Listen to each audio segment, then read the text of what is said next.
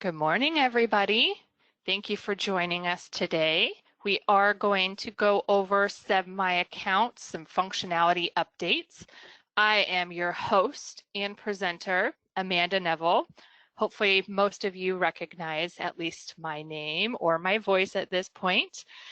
Thank you for being here today. So just a couple reminders. We ask that you please keep yourself muted. I don't think you have the capability to unmute yourself, but please do keep yourself muted. If you would like to ask a question, there is a questions feature for you to send in throughout the webinar. We will address questions at the end of the presentation. Just keep in mind, we're not going to be able to go over any specific scenarios of issues you're having in SEBB My Account.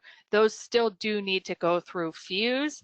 But if you have questions about functionality or how you may do something in a more generic fashion, please go ahead and send those questions. And if you're having any technical issues, hopefully you're all hearing me, but if you are having any technical issues, we're not going to be able to assist you, unfortunately. But we will record this webinar and post it on the BA website for you. Just know today we're not going to be providing any kind of PowerPoint. The PowerPoint presentation is very limited today. Mainly this is a demonstration in SEBB My Account. So with that being said, let's go ahead and get started. Thank you again for being here. So we're going to go through some major updates that have happened since that initial open enrollment period. So let's take a look and keep in mind these changes have been going out in those SEBB update emails. Every week you should be getting one on Tuesday and one on Friday, and any updates that have happened in SEBB My Account are being recognized in those emails, but we will show you what those are today. All right, so for removing dependents, early on in open enrollment, there was a way to just remove a dependent out of SEBB My Account. We realized pretty quickly that was causing some issues, and so we've taken away that ability to remove a dependent altogether. Now, in order to remove coverage from a dependent, what we would have to do is change those yeses to nos to remove the specific coverage. And that really pertains to when we're in our enrollment window, or if we're doing a special open enrollment to remove somebody from coverage, we're not just removing the dependent. Terminating, that's changed quite a bit. Hopefully you guys have seen that now. So the actual place where we put in the terminations hasn't changed. We're still going to use our reason code, and we're going to put in that termination date. You can terminate just the benefits, or if they're also leaving employment, you would select that box as well. But once we put in that termination date, it's going to show us two dates, and I will show you guys this here in SEBB My Account in just a few moments, but it's going to auto-populate for us a last day of coverage. So that is a new functionality change. The system also isn't going to allow us to do future dates anymore. So that was another spot where you guys may have seen that we had been reaching out to you guys to update some things like future dates of birth. So we can't put in somebody having a 2022 birthday, or even partnership dates. A lot of people were typing in the 2-digit month, 2-digit day, and then just 2-digit year. And that was populating like a 2079. So we did take away that ability to do future dates, both for the birthday and partnership dates. And another little bit of a pain point that we've been having is those special open enrollment events. So if we have an employee who's created multiple special open enrollment events, we have the ability now to go in and delete them, both as a subscriber and as a BA, as long as it's still in a pending status. So I know it's a little bit of a challenge that we're seeing that the actual subscribers are having a hard time understanding the correct special open enrollment event to select. But if we do have some errors, we can advise those employees to go in and delete them, or we can delete them and tell them maybe what the right one is to select so they can go through that process. All right, another spot The eligibility type. If you've had a new employee, maybe you've seen this when you go to enter them. Now for the eligibility type, it used to say, are they anticipated 630 hours in the year, yes or no? Now it's asking you to select either SEBB eligible or locally eligible. So that's helping relieve some of that confusion of what that category field was actually asking. All right, another thing that's been updated is kind of a logic update. So when we're adding in a dependent, and say our dependent does have a disability, but they're not over age 26, when we go and put their birthday in and all their information and we select that they are a child, we only get the option as a dependent. We don't get that disabled dependent option anymore.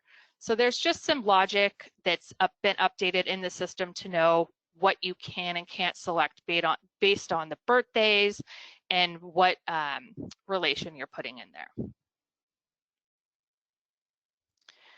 Another good one, so the reinstatement button. Hopefully, if you've had one of these scenarios, you've seen this and you've seen how it works. But let's just say we had an employee terminate at the end of February, and now it's March 6th. They've come back to work with us.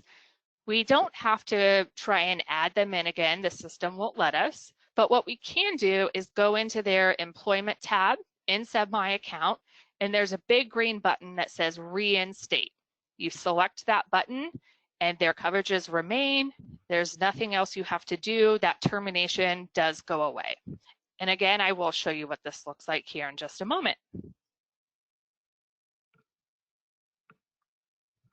All right, another thing we can do when we're adding a new employee into the system. So when we're entering the residential address, there's a little box that you can unselect and add in a mailing address at that time when you're actually creating the employee. So that is new functionality for you. One of my favorites, now we can search using a full Social Security number. So one thing to know is it's only going to take the full 9 digits or the last 4, but you can search that way. So that's helpful if you have multiple employees that have the same last 4 digits, or if you're just able to pull out that Social Security number out of your payroll systems and plop it right in the search function, then you just get that one employee you're searching for. The other thing, some of you have probably become familiar with this already, but when we have an employee who has managed to lock themselves out of getting into SEBB My Account, they forgot their security questions after getting in through SAW, we can go in and release their accounts. It's called disassociating the subscriber account, and I will show you what this looks like if you're not already familiar. So just a couple reminders. Employees can make enrollment decisions during their first 31 days when they newly become eligible for benefits. They can make changes to their coverages during that annual open enrollment period. Will be a 4-week period in the fall. The changes will be effective January 1st of the following year. And then, of course, if they have a special open enrollment event or one of those qualifying events that allows them to make a change to their coverage, typically it's a 60-day window, and you can refer to that SEBB policy 45-2A, that special open enrollment matrix. That's really going to go over all the allowable events and what changes can be made. So a little bit of a preview to one of my last slides. Making changes is our next webinar that will be in 2 weeks. So we will go into more information about that. All right, so here's kind of the last thing that's been updated in SEBB My Account for you guys. So the lower limit functionality has been turned on. What does that mean? So right now, if we have an employee who was newly eligible in January and they turned in enrollment forms to you because they weren't able to make their elections in SEBB My Account. They turned it in within their 31-day window and it got lost on our desk, or we forgot, or any number of things could happen. and we realize, oh goodness, we need to get this in. Their coverage should have been effective February 1st. Now what you can do is go into their account and you can do those enrollments for them. So the lower limit date is up to 3 calendar months prior to the current process month. For terminations, the lower limit date is the furthest back coverage may be retro terminated. So you can refer to policy 19-1 and the addendum 19-1A. And just to go over what current process month is, it is a period of time in which the system runs that billing. So you can get that billing file that typically posts on the 15th or 16th of the month. So we do have the link to the lower limit and current process month calendar in this presentation. You can also find it on the Forms and Publications link in the BA website. It's at the very bottom of that page. All right, guys, I am going to head into SEBB My Account, so give me a moment to get in there. Just to let you know, I am going to be in the training environment, so it is a little bit different. There's my dog. It is going to be a little bit different than what you're seeing, just as far as it may be a little bit slower, because they have put all of the server power into production where you guys are using. So it is a little bit slow. So just bear with me here just for a moment as I get in.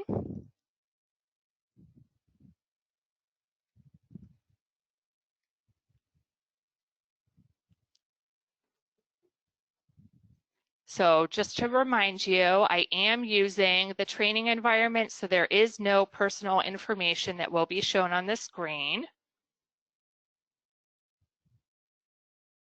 I'm getting my code here.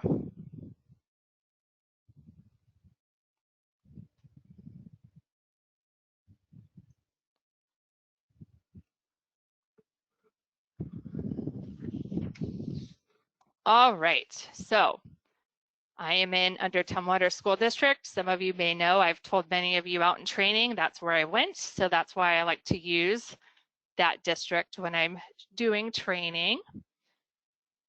All right, before I get into showing you guys the different scenarios that I want to run through, one of the important things I want to go over is to remind you guys how to add your contacts into SEBB My Account. Why do we need to do that, Amanda? Well, many of you have had employees who have transferred from one district to another. You go to input that employee into SEBB My Account to try and add them into your district, and you get a message that says this person's already attached to SEBB Organization A.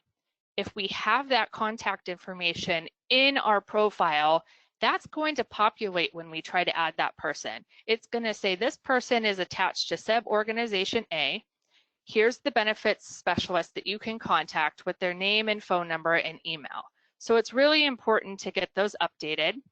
And we do that by going to the organization profile. So you'll see your school district information here. And then down at the bottom, contacts, you'll want to add a contact.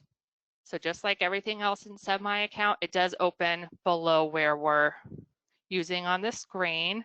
So you'll want to go ahead and input as many as you would like, at least one benefit specialist, the main person you would like to have contacted in your district.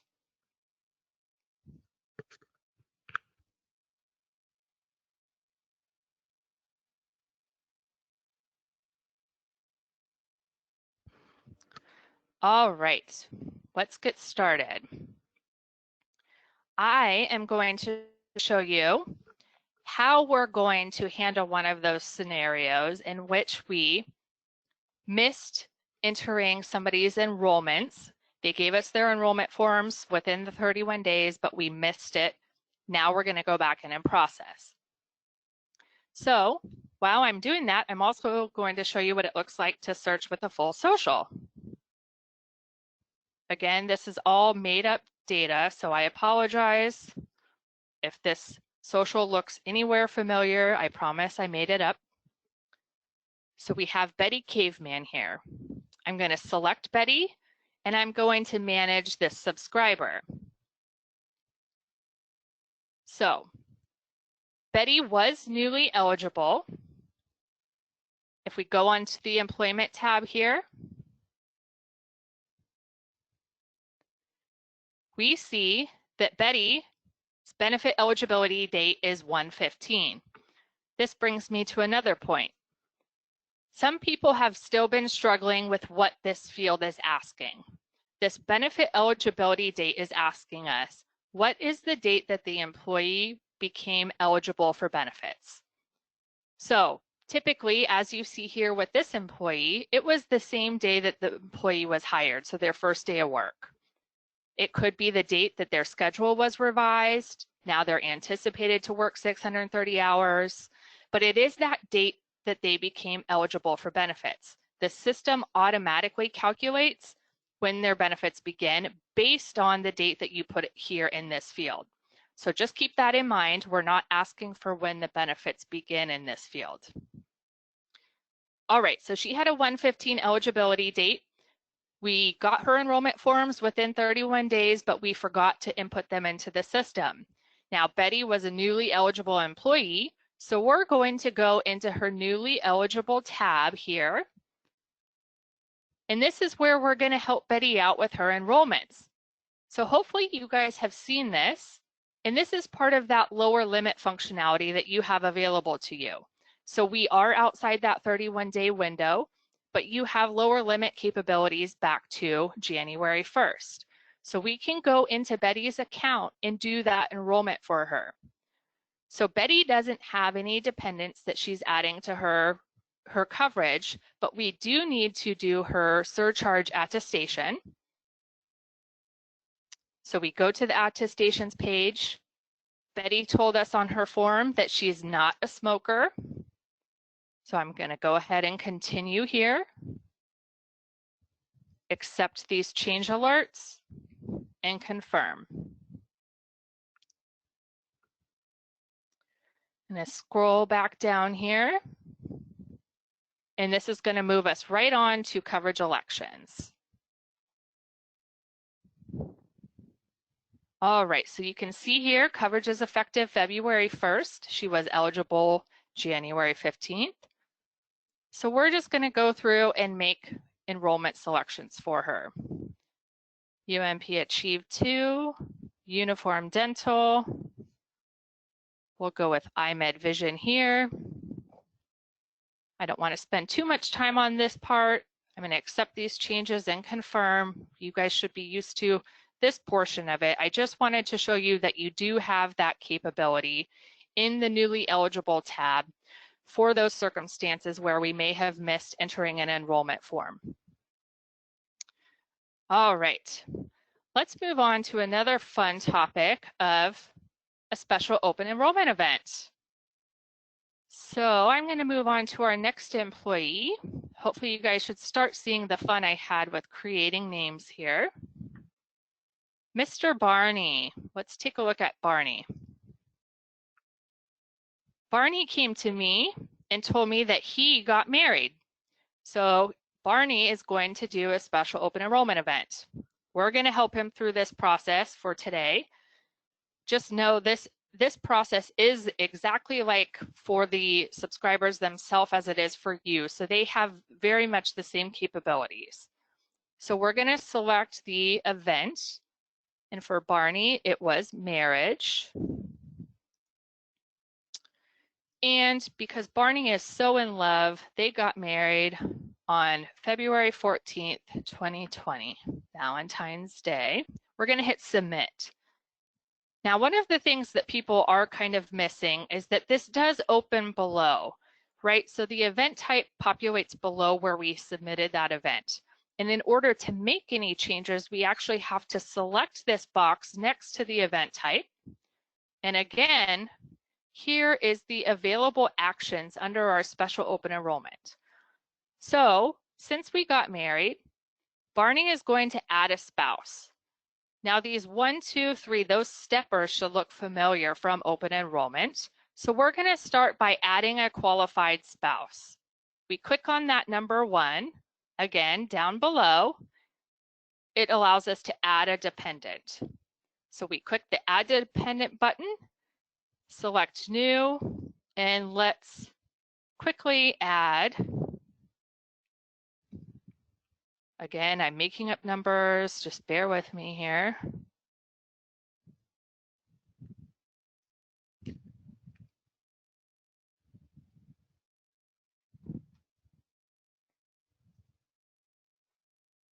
All right, so relation to subscriber, it is a spouse. The qualifying reason, married spouse. Partnership start date, the same date of that event. We got married on Valentine's Day, and we're going to submit. We must provide proof. Submit changes. All right, so now you see that our dependent has been added, still pending verification, right? So our add a qualified spouse has turned to a green check mark. Done with that. Now we're going to submit documentation,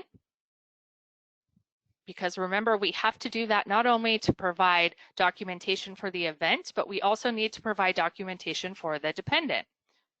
So here I'll select, I have my marriage certificate, and I also have my mortgage statement. We did buy a house together before we got married.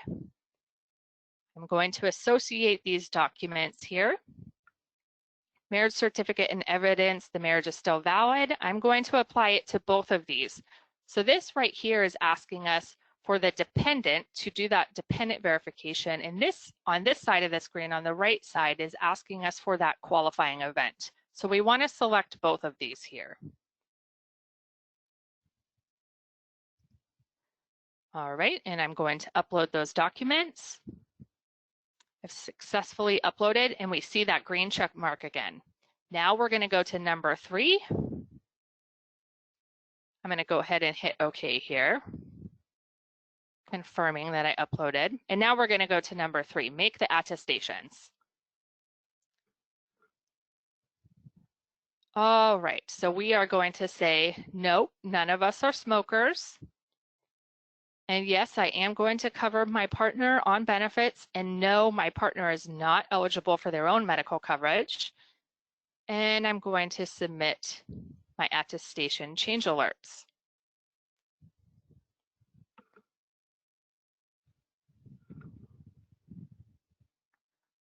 All right, and as we move back down here,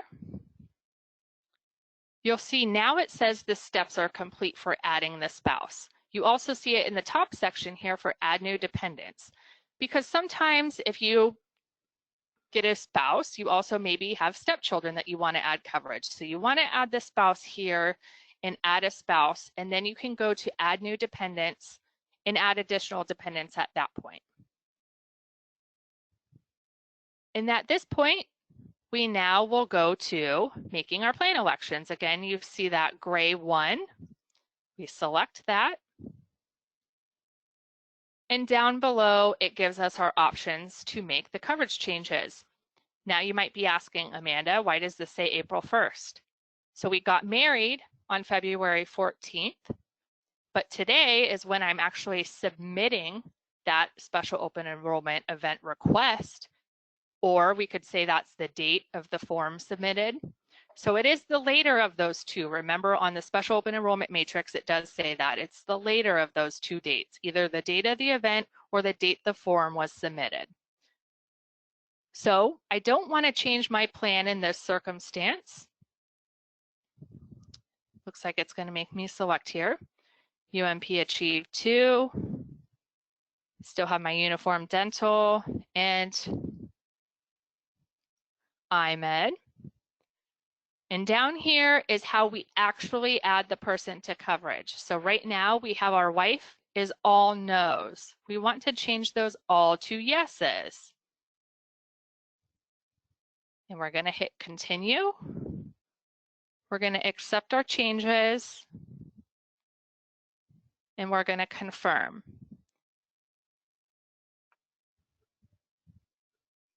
Let this process. All right, I want to show you guys what this looks like because you might be a little bit confused. So let's look at this summary of coverage elections here. So we've been getting some questions in Fuse saying, hey, we've submitted this special open enrollment. Why did it change our subscribers' dates as well?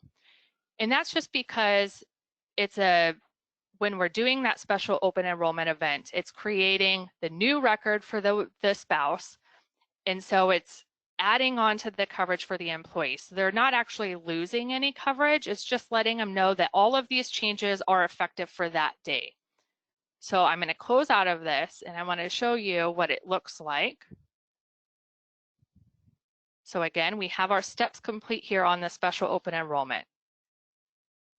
Hopefully you've seen now that it can be done successfully. It just does take a little bit of work. I know it's not the most intuitive, and we are looking at ways to maybe try and improve this special open enrollments.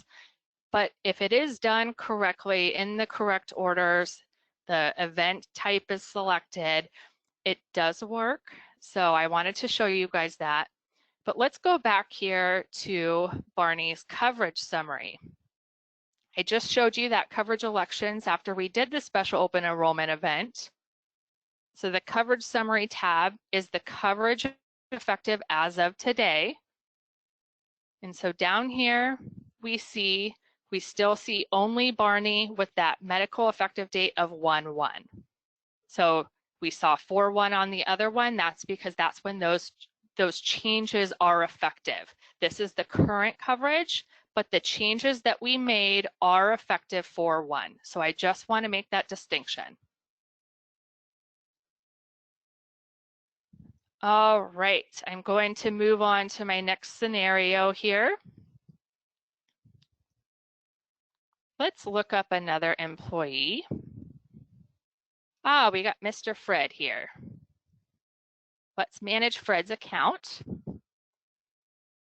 So I found out that Fred should have been terminated at the end of January. And I forgot to do it. Things got a little busy. We're running payroll. So I wanted to show you what this looks like. So I'm going to select my termination reason, employment ending, ineligible position. Now, this isn't the case. I just want to show you what it looks like. We are going to terminate Fred effective 1/31, but what if I was to try and go back to December? Just in this case scenario, this is just an example. You'll see here that it does tell us that it exceeds that lower limit that you have to contact outreach and training still. So for anything that is beyond that lower limit, that is posted on that the lower limit process month calendar, you still do need to contact outreach and training. So I just wanted to show you guys are very familiar with that message, I know. All right, let's go ahead and terminate Fred here. He did also terminate employment with us, so I'm going to select that box, and I'm going to terminate coverage. So it tells us it was successfully terminated. Let's see what it looks like on his employment tab here. And this is what I was telling you guys about earlier. When we put in that termination date, it auto-populates that last day of coverage for us. So now I'm going to move on to another scenario. Hopefully that helped clear up maybe why there was two boxes popping up when we do those terminations. All right, I'm going to do another special open enrollment event for you guys. One where we're actually going to remove coverage from somebody. Mr. George Jetson. Hopefully you guys are gathering what my theme was here.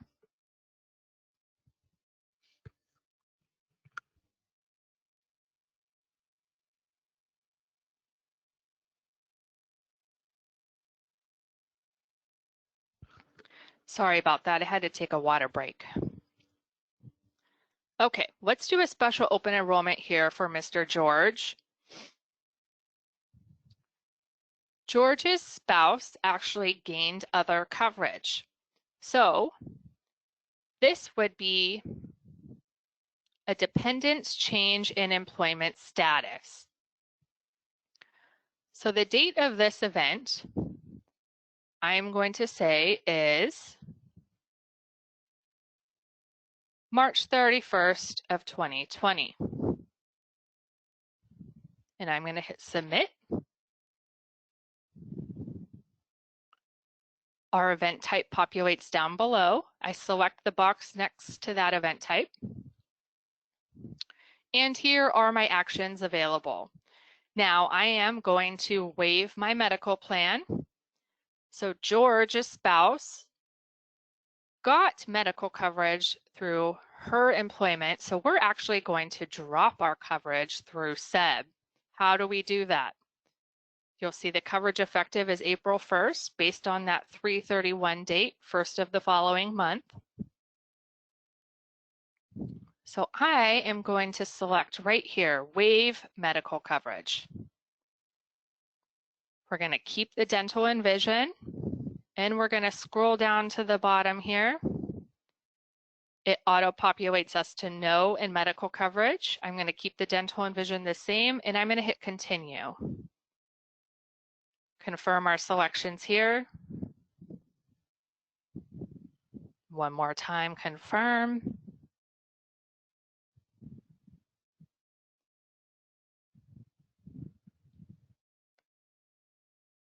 The lovely wheel. Again, I apologize. We are in a training environment, so it's a little bit slower than production. Somebody once told us many months ago when we started training that it would be wonderful if we had that spinning wheel be unicorns and rainbows, and I thought that was such a great idea.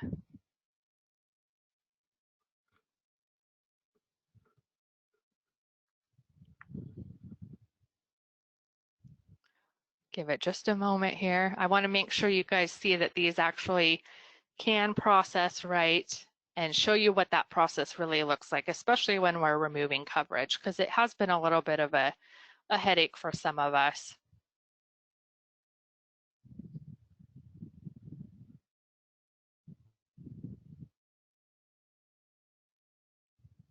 There we go. Okay.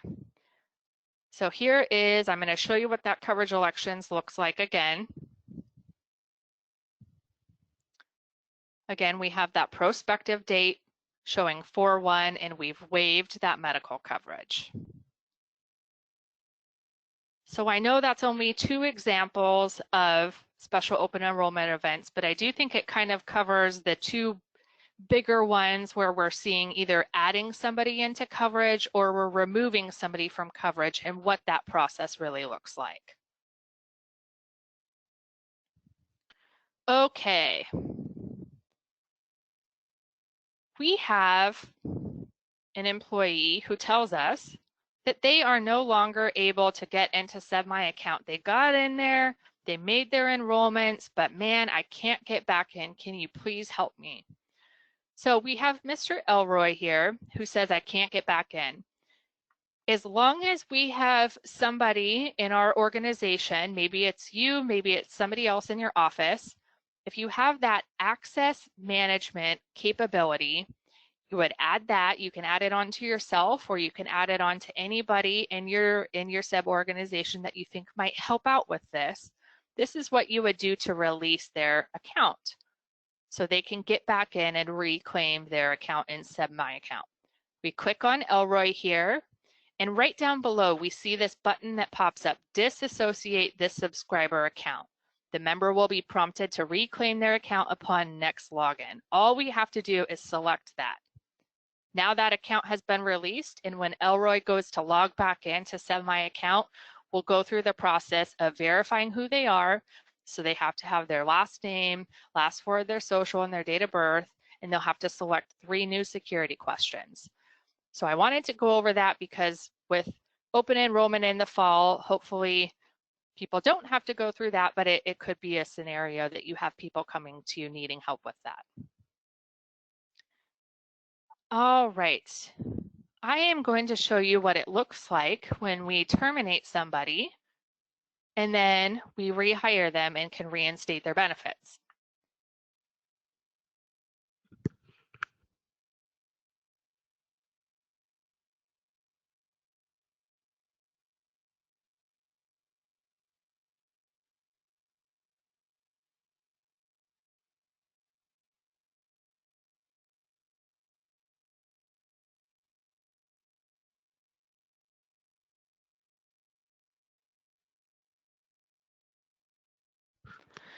All right, so we have Wilma here, and I'm going to go into Wilma's account.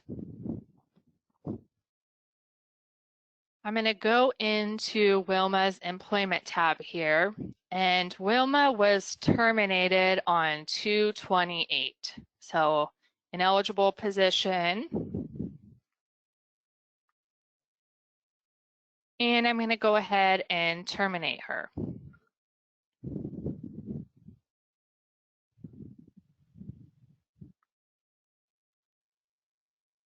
So while this spins here for just a moment, I just want to clarify with that last SOE that I did, that special open enrollment event, when I did select waive medical, that was because the spouse had gotten coverage through their employer, and both me as the subscriber and my spouse decided that we were going to waive coverage through SEBB and go on the spouse's coverage outside of SEBB. So I did waive the coverage for both the subscriber and the dependent.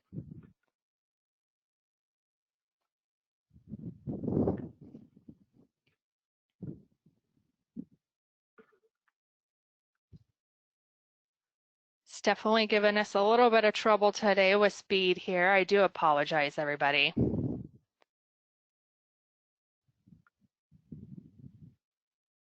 Like I said, we have the vast majority of our resources to production, so you guys don't have this issue when you're using SEBB My Account. Okay, so we terminated Wilma at the end of February. It's March 6th. We realized, man, we really need her. We now anticipate her to work 630 hours. See, here's our reinstate subscriber button. The subscriber has been previously terminated and their most recent employment record is with this organization. Select reinstate subscriber to reactivate this subscriber and re-enroll them in SEBB benefits. All we have to do is select this button. You see that termination went away. One important thing to know before we leave this screen is we have to select an eligibility reason. So maybe we're just going to say newly eligible member here. We're going to go down to the bottom and submit our changes.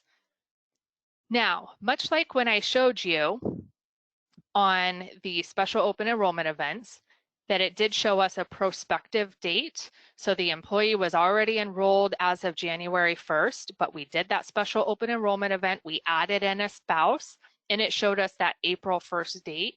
This is going to be very similar. So if we go to Wilma's coverage summary page here that shows us that current coverage, we're going to see a 3/1 date because it's the same concept here. So her coverage did end 2/28, but we reinstated her. So that reinstatement of coverage is just the first of the following month. There's no break in coverage. It's basically just creating a new record because she was terminated. So it's reinstating those benefits to the first of the very next month. No break in coverage, exact same coverages. So people may see a different date here. If this scenario does come up, it doesn't mean that they have lost any coverage. It's just how we have to have those dates come through into our processing to route out to the carriers to make sure that they have continuous coverage.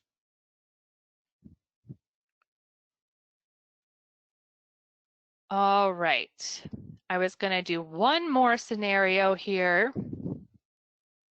And I'm just going to add in a new subscriber just to make sure we're all familiar with what this looks like. Using some random numbers here.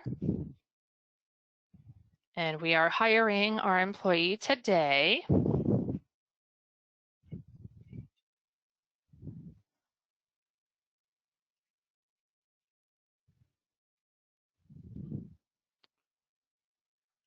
All right. Fill in these. So eligibility reason, newly eligible member. We got our benefit eligibility date auto-populated from when we entered the Social Security.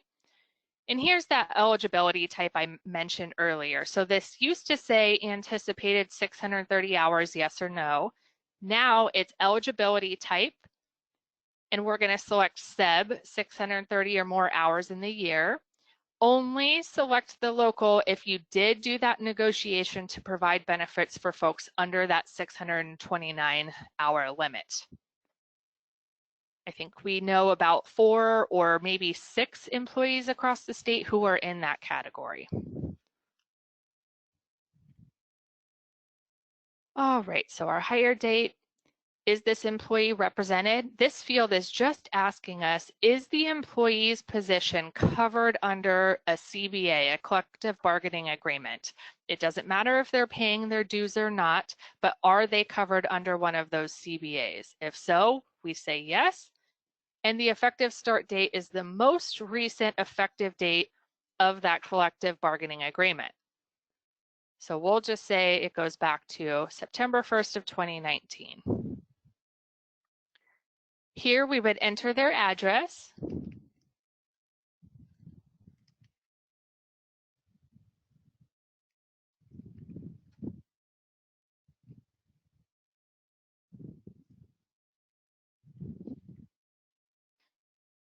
And then as I mentioned earlier, if we wanted to put a mailing address, we unselect this box, same as mailing address. And here it allows us to put in the mailing address. I'm not going to do that at this time, but I wanted to show you that functionality. And I'm just going to hit submit changes. And we'll confirm that Mr. Astro is in here. There he is.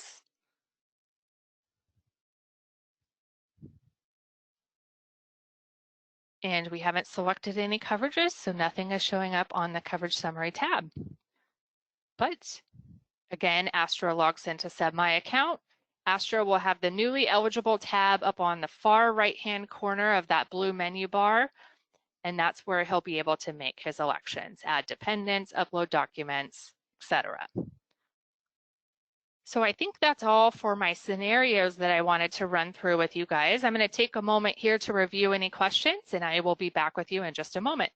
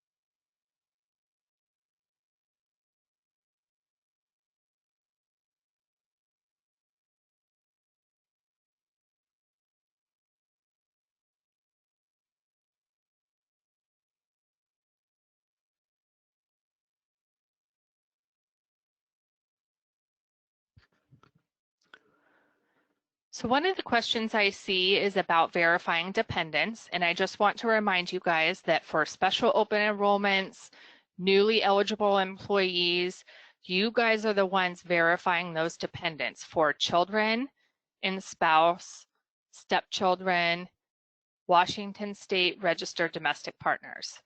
Those are things that you guys are verifying at your level.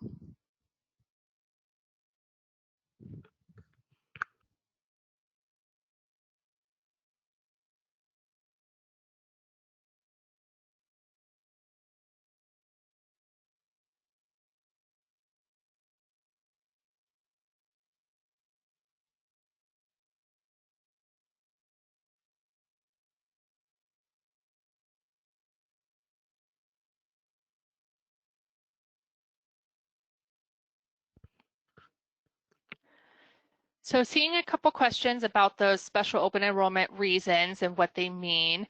Again, those are addressed on that special open enrollment matrix.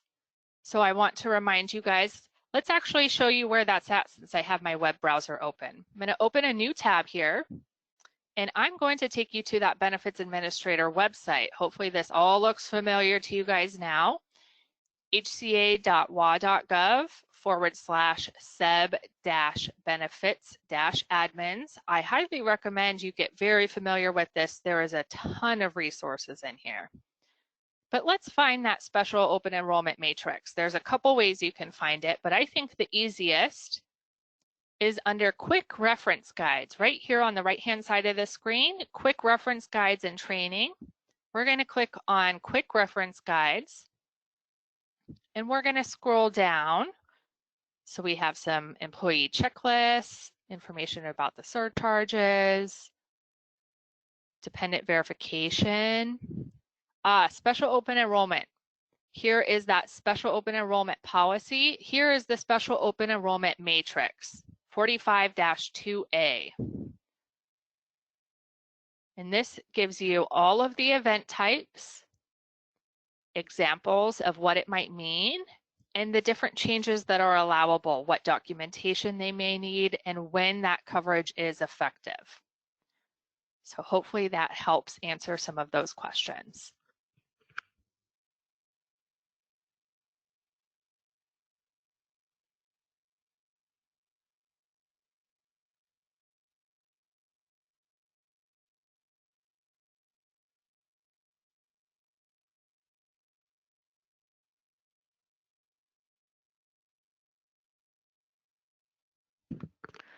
Great question, I just saw.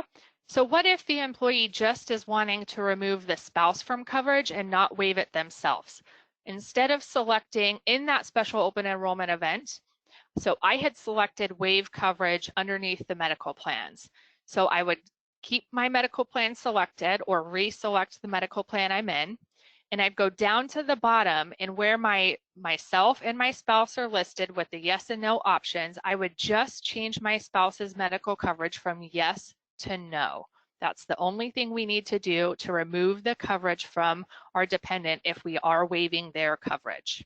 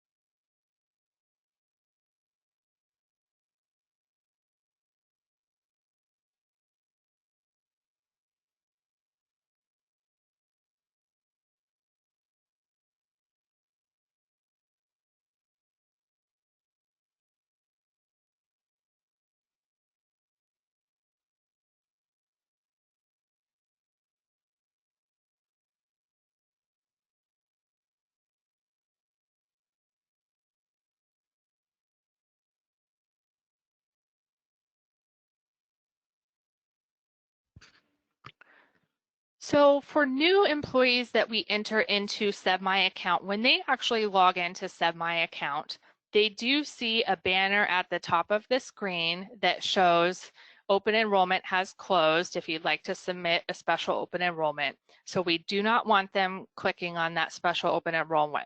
On that blue menu bar on the top of their screen, on the far right-hand side, there is that newly eligible button. That is where they want to click to do their enrollment if they are a newly eligible employee.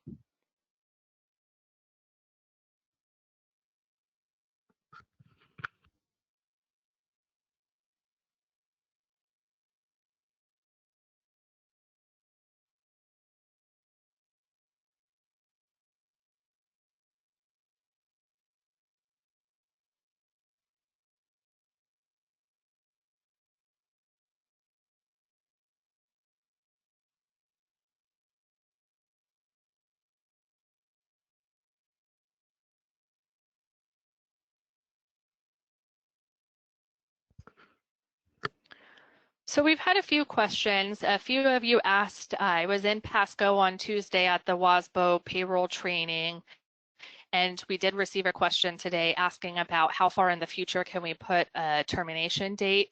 And really, we do not want you putting dates in June at this point in time. The system is not going to let you go that far out. It should be within the same month, and it possibly may allow you the following month, so maybe into April, but really we would like you to be doing it within the same month. So I am going to take us back here to the presentation. Just wrap up a couple slides here. So just remember, you can always send us a fuse message. Hopefully you're seeing that we're getting back to you. We've been working through a lot of those fuse messages, getting caught up, getting responses to you guys. So those specific scenarios that you're having trouble with, definitely send us a message. If it's an urgent situation, you can call the 1-800 number, but we are here for you for guidance and support. And here are our upcoming webinars. So we do have these available on the training schedule page for you to register for. So we have them every couple of weeks. March 20th, making changes. April 3rd, when coverage ends. April 17th, understanding eligibility. We have 2 webinars, April 23rd and 28th, to go over this one-time supplemental LTD enrollment. And then on May 1st, we'll talk about preparing for the end of the school year. All right, so wanted to let you know again, these updates have really been going out in those SEBB update emails that go out every Tuesday and Friday. So don't forget to look at those and see what's going on, what changes have been made in SEBB My Account. Our presentation today was really short because really I wanted to show you guys a demonstration of actually using SEBB My Account. So the slides was very little information, and everything that I did have was in those SEBB update emails. So thank you again. Have a wonderful rest of your day. Happy Friday, and look forward to talking with you guys soon. Thank you.